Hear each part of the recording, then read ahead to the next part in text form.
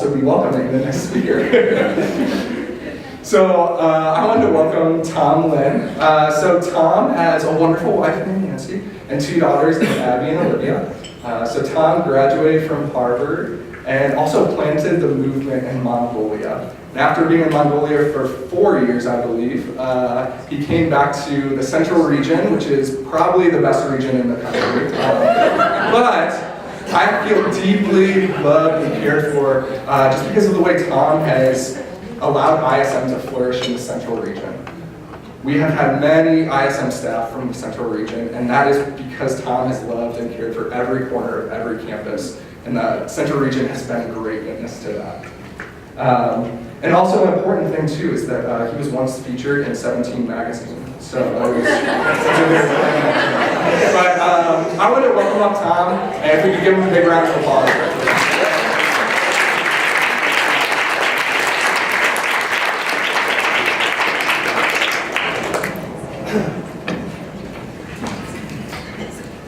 Good morning. I think I have my voice. Thank you for your prayers. It's really great to be here to see so many familiar faces and then a lot of new faces. I heard there's some prospective staff in here too. Is that right? Who's the prospective staff here?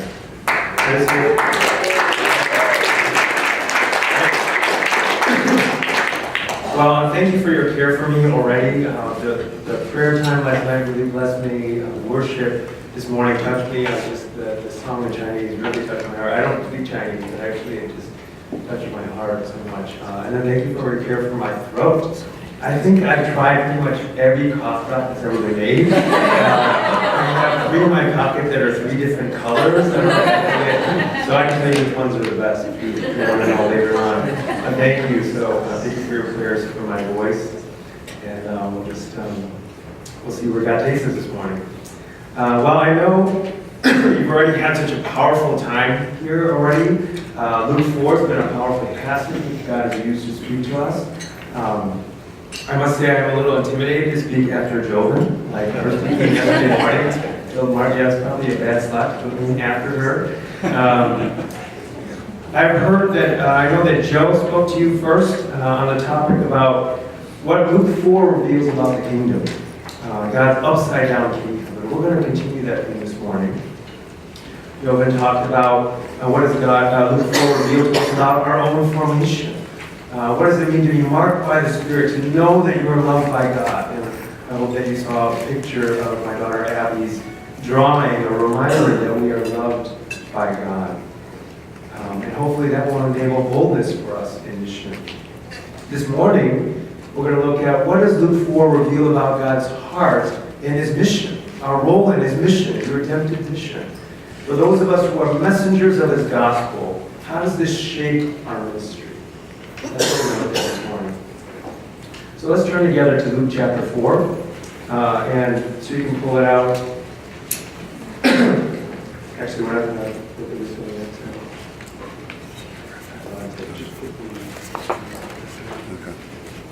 One of your really like stickers over here.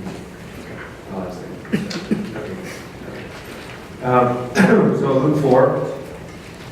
We're going to focus just on one observation of this passage, and that is the popularity shift. I call it the popularity shift.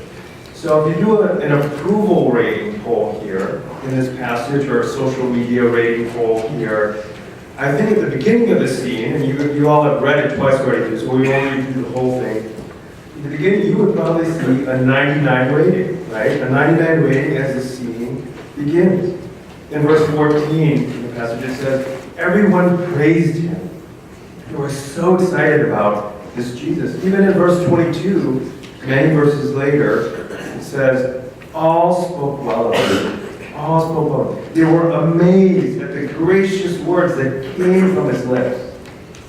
He's got a high rating.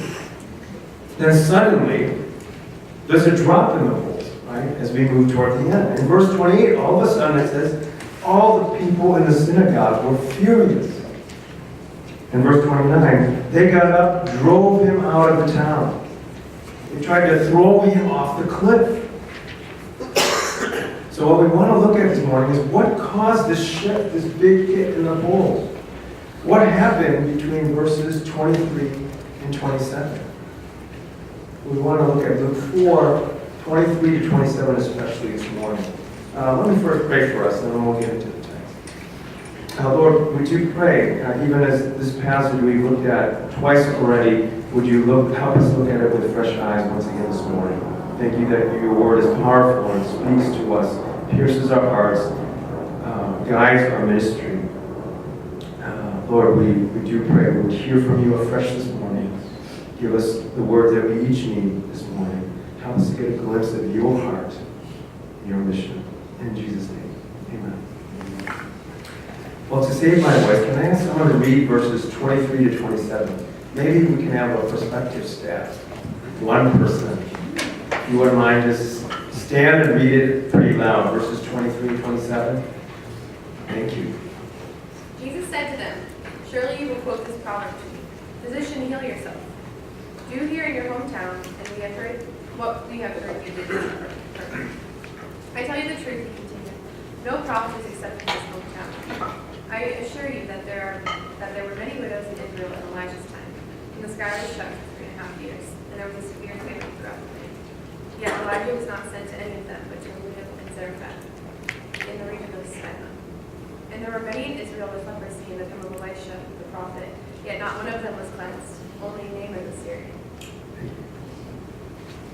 So in verses 23 to 27, Jesus refers to two stories here, right? Elijah being sent to the widow of Zarephath, reference to 1 Kings 17, and Elisha the prophet being sent to cleanse only Naaman the Syrian.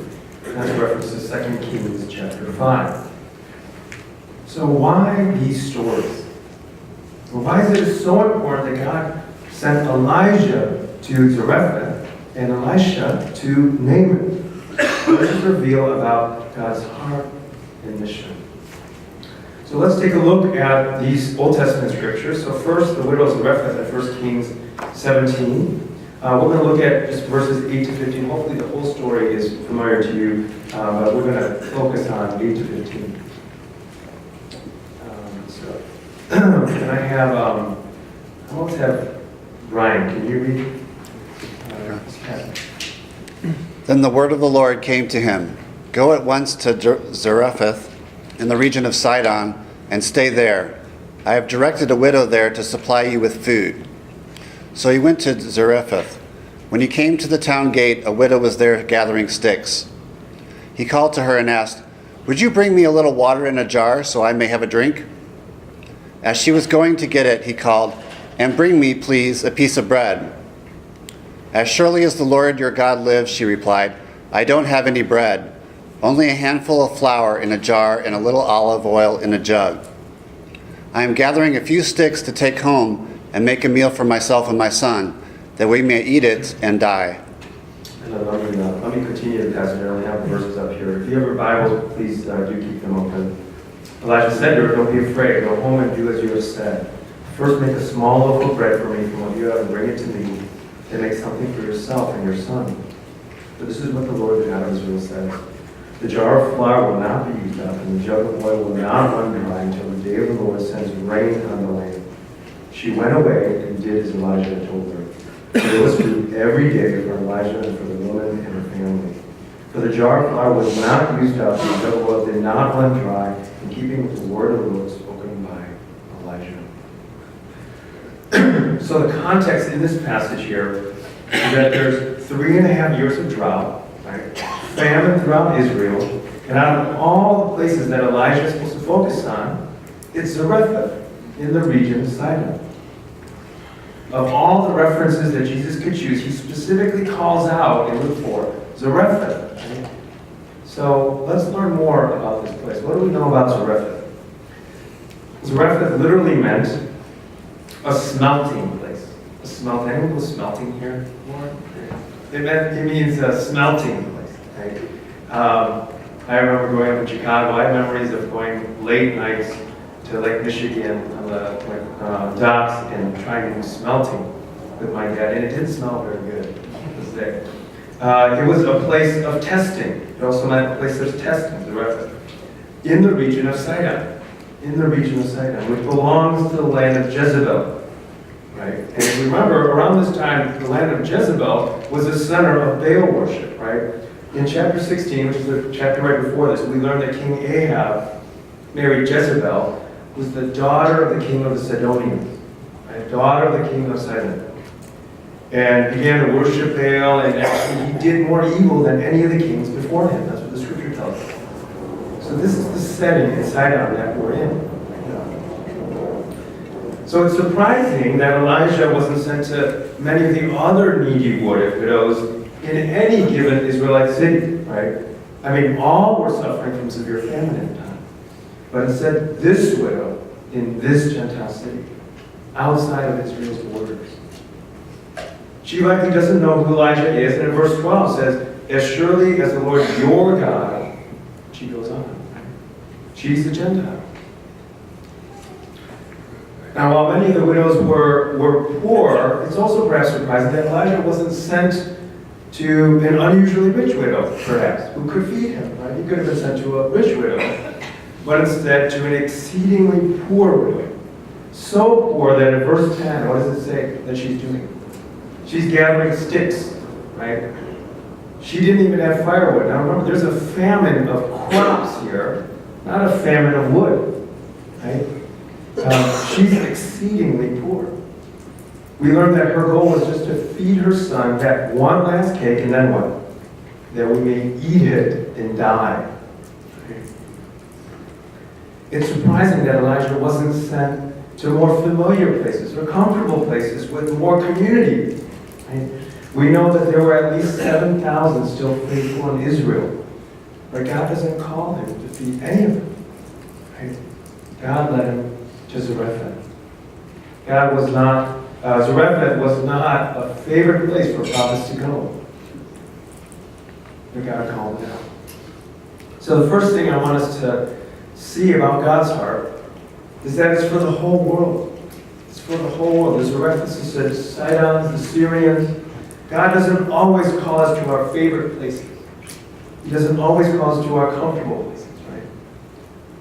Even though the Jews are the covenant people, Luke 4, 1st and 2nd Kings, are all trying to communicate that the blessings of the Messiah are not just for Israel, but for the whole world. Amen? Amen.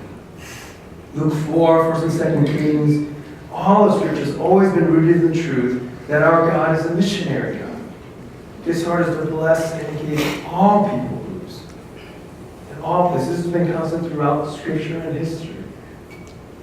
We're invited to give up our rootedness in the current places or our favorite places and be willing to be sent to the unpopular places.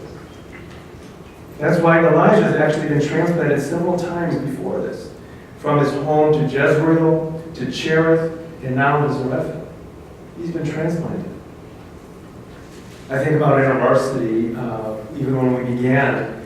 In its early years, in 1944, when InterVarsity USA was still in its early planting stages, we were terribly short-staffed, barely able to get work started locally, plenty of needy widows or campuses in the U.S. Stacy Woods convinced the board to give approval for an exploratory trip to plant in Latin America, right? Even though even in our own campuses we didn't have enough staff. That's why in 1946 we created an industry around sending students and graduates to people groups around the world. It was called the First Convention for Missionary Advance. Do you know what we call that convention now? Urbana. Which name do you like better? This was the hardest lesson for me as an InterVarsity staff. Some of you may know my story. God's missionary call is not always to our favorite places or people groups, but to go to the unreached places, sometimes that are not our favorites. Right? When I was a campus staff at Harvard, I loved the campus. I graduated from there and I thought, oh, it's great, like such influential students. I'm so familiar with this campus, beautiful. And then got pointed to a campus across the river called Boston University, where we did not have a chapter reaching. There was about 4,000 or 5,000 Asian American students there, no chapter they're reaching. And so he said, go there. And I said, yeah, that's not my favorite campus. I like the one I'm at, right? Much more urban, much more artsy, just I was not familiar with it. He said, go. Cross cultures and try it out. Then a few years later, my wife Nancy, we were dating at the time, she asked me a question. She said, Tom, would you ever consider going overseas? And I said, no, I love America. I didn't realize that was her marriage interview question. But I was thinking, there's all these needy Americans here, right? So why would I go? But God said, go. And in IFES, there were all these unreached places. And so I said, okay, I'll go. And I remember thinking at the time, oh yeah, I want to go to a place like Singapore. Like, I love Singapore. It's so clean and, it's diverse. It's a favorite place for me, right? Favorite, right? And of course, God said, go to Mongolia. And honestly, this is a picture, I've seen a picture of Mongolia before. This is what most of the country actually looked like. We didn't live in this area. It was an unreached nation, right? And honestly, not my favorite. In the winters around now, it's negative 40 degrees every day, Then after serving in Mongolia for 4 years, I said, God, okay, I'm humbled enough, thank you. We learned that, right? We dreamed of returning to our favorite places, right? Like California, God, you're calling us to California. Right? That's where we used to live. And as we discerned and prayed, and my central region friends know this is the one picture that God gave me, the only picture He gave me in our discernment process. This, okay? And I had this image of like grassy fields and tornadoes. And it had like Kansas and Missouri written all over it. And so God led us to Kansas and Missouri. And what we, fondly call the Mongolia of the U.S. I remember, and I lived there, so I love that place now. But one of my Fuller Seminary classmates, I remember saying to me, he said, Tom, Mongolia is really cool and everything, and now you're going to Missouri. Like, I can't think of a less sexy place to live than what you're doing now, But I remember thinking at the time, God doesn't call us to sexy nations or sexy places, right? Amen? Right? That's not what God says in the Bible.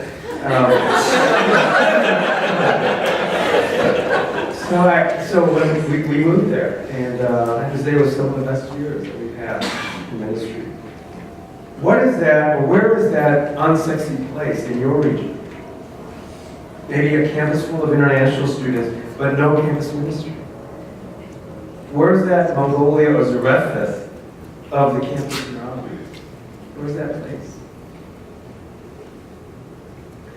This past summer, I took the board to Bosnia, and it's my second time there. Yeah, I'm going to give a shout out to Darren down there. Okay, there, Darren, that's my first visit. Darren in his younger years, you can see him, and his family, and of course Bosnia food. I had to get us up there, Javapi. I had a wonderful first visit. This was, I think, in 2013 maybe, something like that. I loved it. I saw the challenging cross-cultural context. I'll never forget visiting here and there, and in addition to doing the stuff that ISM staff love, eating good food and trying out, engaging in new culture.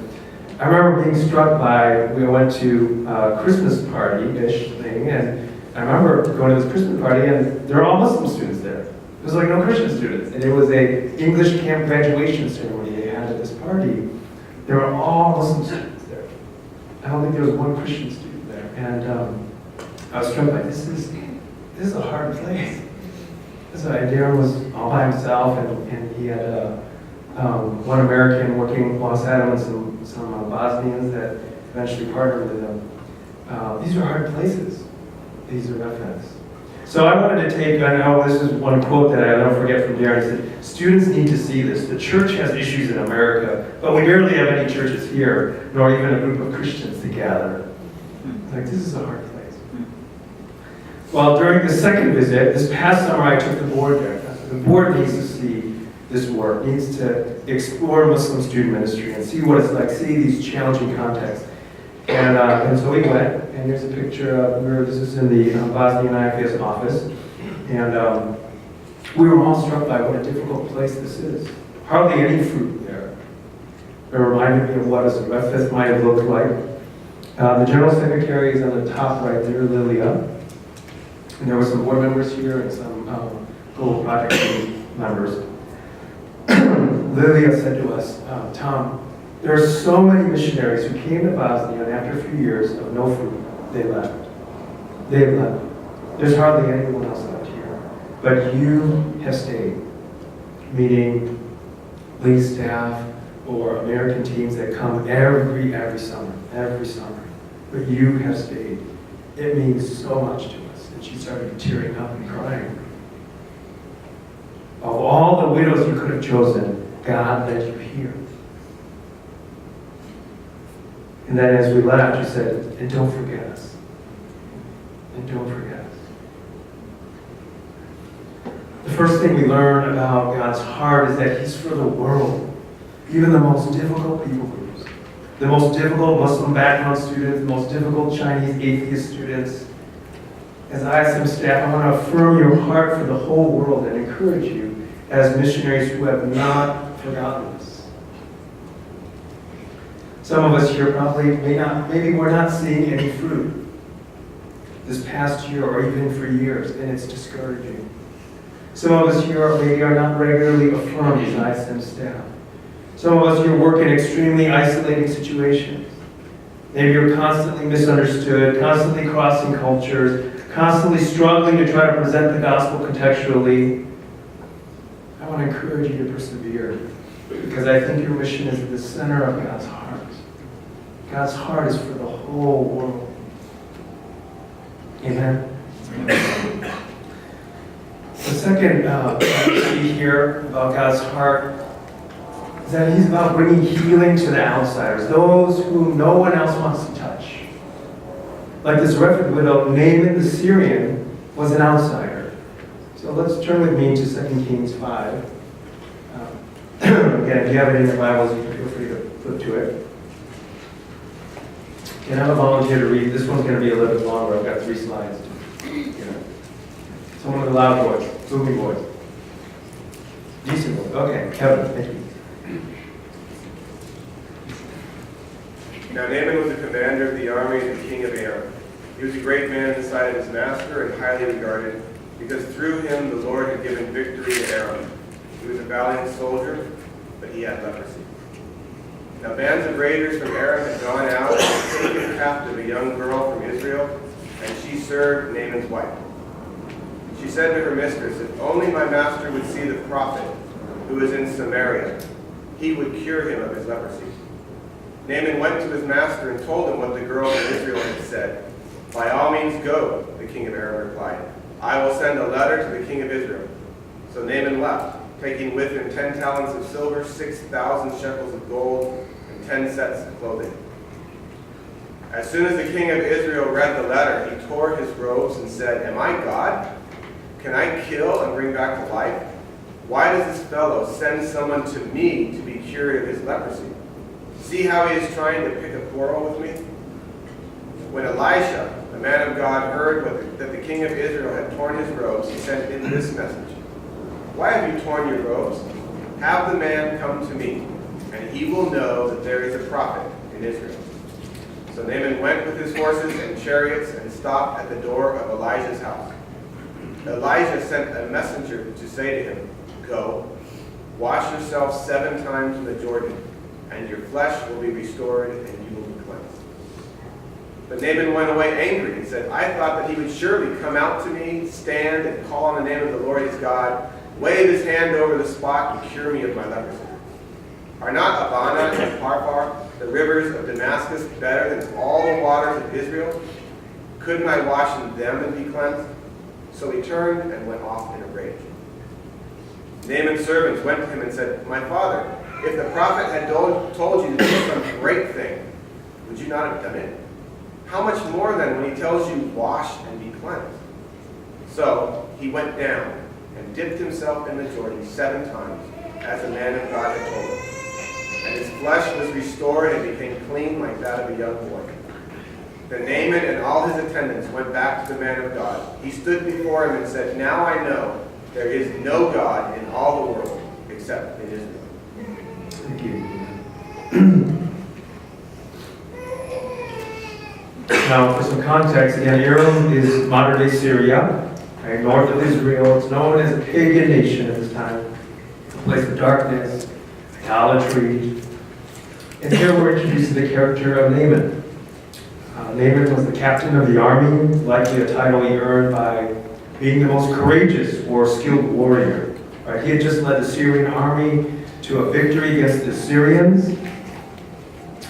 And his name in Hebrew is interesting. It comes from the verb naim, which means pleasant or beautiful, having the idea of gracious or well-formed. And his name suggests that he was a very handsome man, at least before leprosy. Right? I kind of picture like the Bachelor of Syria, you know, something like that. Right? Very, like, that's the kind of profile that he has, right? But a significant contrast to his name and his gracious presence was his appearance after leprosy. As the leprosy likely attacked his body, gave an unpleasant experience, caused separation and isolation. As we know, he would have needed to be separated. Some scholars believe that Naaman was representative of the picture of humankind, created physically and spiritually beautiful in God's image before sin began to take its toll, separating us, making us outsiders to God's kingdom. Naaman's healing was an illustration of what God would do later in Jesus' ministry through Christ and through the church, reaching and healing Gentile nations, outsiders. Now, one of the things I find most interesting here is that Naaman, the military leader of one of the region's most powerful armies, he listens twice to the servants around him. And did you notice that? The servant girl from Israel. And then he listens to his own servants who convince him to listen to Elisha. Right? So let's look back into that. Verse 3, if you can look at that. He listens to the servant's girl's confidence in the prophet Elijah. She says, if only my master would see the prophet who's in Samaria, he would cure him of his leprosy. Based on her suggestion alone, he approaches the king of Syria, Ben-Hadad, for permission and resources to make this long trip of about 100 miles to find Elisha. Right? It's really interesting, that confidence. In verse 14, he listens to his own servants. Even though he's prejudiced, he believes in his cultural superiority, even though he believes that the rivers of Syria are certainly much better than the ones of the Jordan. Right? Israel would have perhaps been seen like a third world country to him at the time. Verse 13, it says, Naaman's servants went to him and said, my father, the prophet told you to do some great thing. Would you have not done it? How much more then when he tells you, wash and be cleansed? And so he listens. In both cases, he places trust and authority in the servants, who are also outsiders with low status. So not only has Naaman been brought to Israel to be healed as an outsider, but those working towards Naaman's healing are outsiders themselves. We learn that God not only has a heart for the outsider, but a plan to use the outsiders. I love how the Lord chooses to touch a foreigner on Israel's own soil when there are so many other lepers in Israel. I love how this speaks to the importance of our ISM staff work. The ways that you touch the lives of foreigners on our university campuses. The ways that God brings healing to those international students. I love how InterVarsity is becoming known on many campuses for our love for foreigners. In some places called on by the administration to welcome international students. I've been hearing examples of some of our universities having administrations asking us to run their orientation weeks for international students. In Madison, the university fully recognizes we offer this tour of Madison that hundreds, if not thousands, international students would join on weekends each year. What would it look like if the first people that the administration calls when they have needs related to international students was InterVarsity, because they know of our love for them? Wouldn't that be awesome? Many of you have also been hearing about our 2030 calling in InterVarsity. Many believe our 2030 calling is about bringing healing to the outsiders, touching those whom no one else is willing to touch. I believe that ultimately students and faculty today long to be touched like Naaman. Many of them feel like outsiders today, whether it's international students, Muslim students, non-traditional students, Christ-following faculty, They feel like outsiders. Every time I set foot on a campus, my heart breaks for these students and faculty. My heart breaks for the 2,000 unreached campuses in the U.S. where there is no witnessing community reaching these folks. The 1 million young adults each year who will leave the church. Or the 1 million international students who are studying here from 219 countries. And I'm passionate about this because these students around the world are longing to be touched and healed on these campuses. Charles Bailey said this, former general, sort of like general secretary of the UN, at the heart and the mind of the crisis in Western civilization lies the state of the mind and the spirit of the universities. Christ being the light of the world, his light must be brought to bear. Therefore, how can evangelism consider its task accomplished if it leaves the university unevangelized? This is the great task, the historic task, the most needed task required loud and clear by the Holy Ghost himself. My heart breaks for the unevangelized university. I want us to be passionate about this because God's heart breaks for this. Now, after a lot of time in prayer, we believe in InterVarsity, God is leading us to mobilize prayer and a commitment to a vision which we've called and we're calling our 2030 calling. Hopefully you've all seen it somewhere, heard about it, or talked about it. Can we read this together? Okay, in unison. Longing for a revival, we catalyze movements that call every corner of every campus to follow Jesus.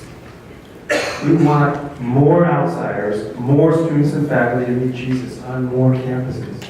We long for our ministries to spark spiritual revivals that shape the ideas and ideologies, systems and structures of the university, which in turn influence the world. And that's our InterVarsity DNA, to have breadth and depth. To have this evangelistic and planting fervor, as well as a call to the lordship of Christ over every area of life. And so as staff, we're called to minister to outsiders in our midst. Who comes to mind on our campuses or in our chapters that are needing healing? Who need to be touched? To reach every campus, we're going to need to send a lot more alumni, volunteers, faculty, sister organizations like ISI or Bridges, partners to these places where no one else wants to touch. We cannot do it ourselves. I'm so thankful for the volunteer staff we have in this room. Thank you for being a part of this ministry. I believe that ISM will play a significant role in our 2030 calling, as you're at the forefront of mobilizing partners, volunteers from churches, something we desperately need to do more of in this coming season. You can model that for InterVarsity. God's heart is to bring healing to the outsider, those who no one else wants to touch. Thirdly, God's heart is for those who have elements of faith. We might call them seekers or spiritually open people, and then to call them. Both Naaman and Zarephath, the Zarephath widow, had faith. Did you notice that? Had faith to comply with the unusual request made of them. Naaman to wash 7 times in the dirty river Jordan, and the request of the widow to make a small cake of bread. She believed in Elijah's promise that the flour and oil would not be used up. Many commentators share that she must have been a woman of faith. God prepared her in advance. Both the widow and Naaman complied and believed. We might say that they were good soil. Right? They're spiritually open. They're seeking. The prophets Elijah and Elisha, they respond by boldly calling them to act in wild faith. Did you notice that? In Luke 4, Jesus is making a statement that unless the people of Nazareth or the people of Israel accept or believe him as Messiah, he will turn his attention to the Gentiles who have faith. How can we have eyes to pay particular attention to international students who already have elements of faith, and then have the boldness to call them to faith? While I was a campus staff at Boston University, I met a Chinese student named Li. Similar to Elisha ministering to Naaman the Syrian, this is probably the most cross-cultural situation that I could have ever imagined at the time. Li had just moved from mainland China, and I'm Taiwanese. Li was atheist, and I grew up in the church. Li loved dance clubs, and I don't dance. He came to our InterVarsity large group meetings and invited me to his big pickup basketball games. He invited me to his house, eventually invited me to his dorm, to meals together, even going to the clubs together. Lee came to InterVarsity for 6 straight months, and over time became spiritually open. When March came around, Lee approached me and asked if he could join the team that was going to Daytona Beach, Florida, for an evangelism trip. Okay?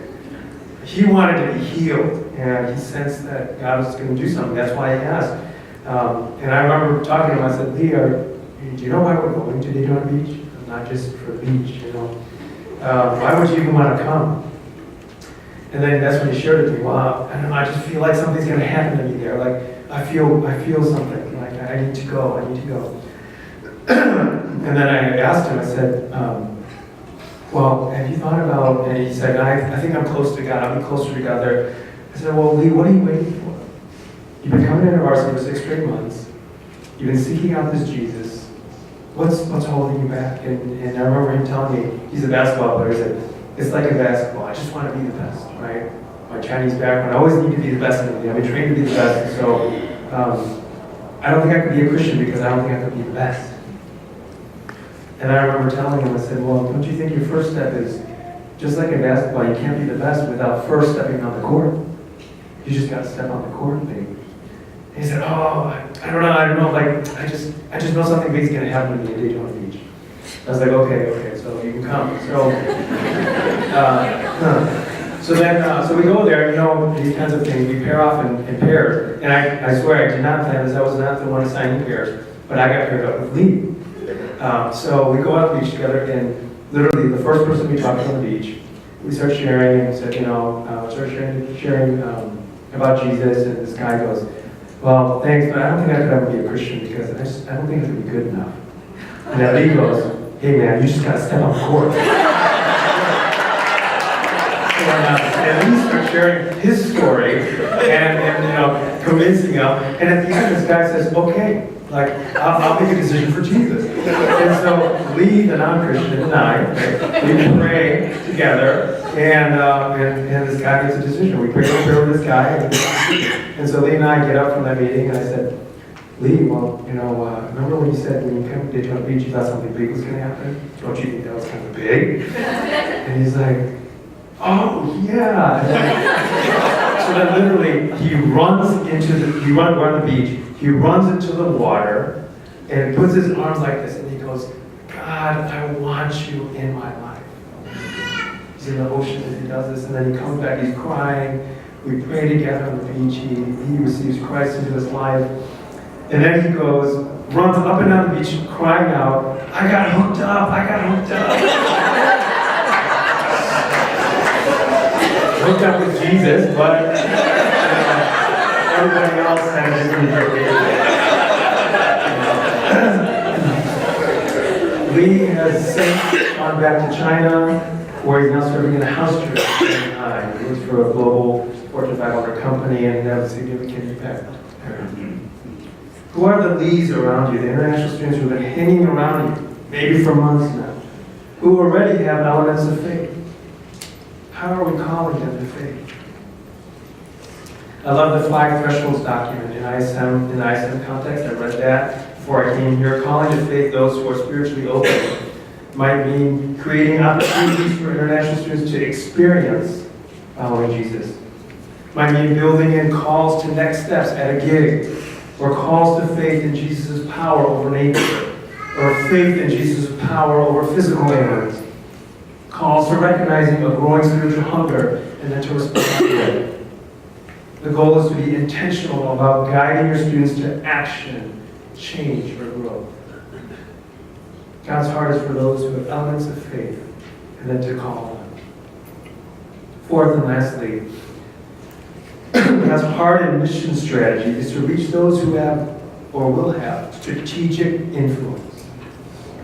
In verse 27 in 2 Kings, it says, "And there were many in Israel with leprosy in the time of Elisha the prophet, yet not one of them was cleansed, only Naaman the Syrian." Elisha intentionally provided a way for Naaman when there are countless others in Israel. Why does God call him to Naaman all people? I love how NIV Bible commentary talks about there's three P's here, and I think we're familiar with three P's. First is his position. He was the captain of the army of the king of Aram. He's second command to the king. He's a man of great authority and position. Often with these positions also comes great wealth as well, or access. The other two P's is popularity and prestige. Popularity and prestige. In verse 1 says, he's a great man in the sight of his master and highly regarded. Even with his leprosy, he was honored by his country for his bravery and skills. He's a national hero as the general who had been victorious over the enemies of Syria. He had medals of honor. I named he's like the Time person, Time person of the year. Right? Popularity and prestige. Reaching this one Syrian, not just any Syrian, but the commander of the army, is probably one of the most strategic things that Elisha can do to reach the nations.